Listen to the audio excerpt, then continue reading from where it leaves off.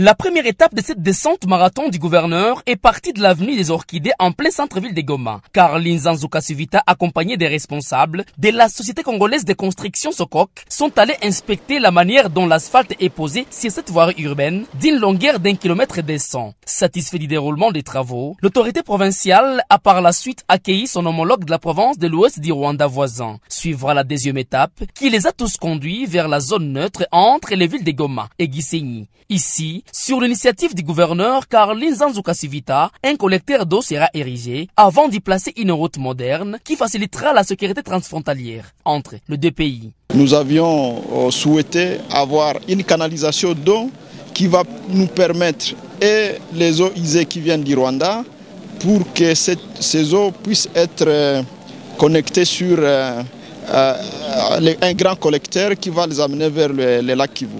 Mais aussi si nous avons une route qui va permettre la sécurité transfrontalière entre la ville de Goma et la ville de Gisenyi, ça va beaucoup nous aider parce que nous travaillons ensemble pour diminuer la criminalité entre les deux villes sœurs et les deux provinces sœurs. Parce qu'il y a des eaux usées qui traversent sur la piste de Goma.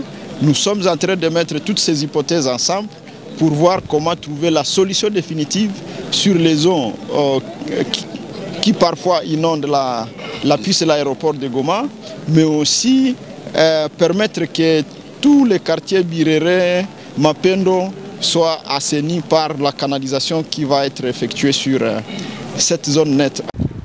Une vision qui a rencontré également les attentes de la population rwandaise, soucieuse de voir cette zone être modernisée. On a besoin de cette route. On a besoin de canaliser les eaux usées qui viennent de ces quartiers frontaliers. Donc c'est vraiment important et intéressant, surtout quand on le fait ensemble. Ensemble pour moderniser cette zone neutre, l'entreprise qui va exécuter les travaux s'est dit déjà prête et les préliminaires sont sur la table. Donc c'est positif pour nous et les topographes ils ont continué à faire leurs travaux et d'ici là on va commencer. Il y aura deux routes. Une route côté rwandais et une autre côté congolais. Et les collecteurs pour les eaux usées. Retenons que ces travaux s'inscrivent dans le cadre de la modernisation de la ville de Goma.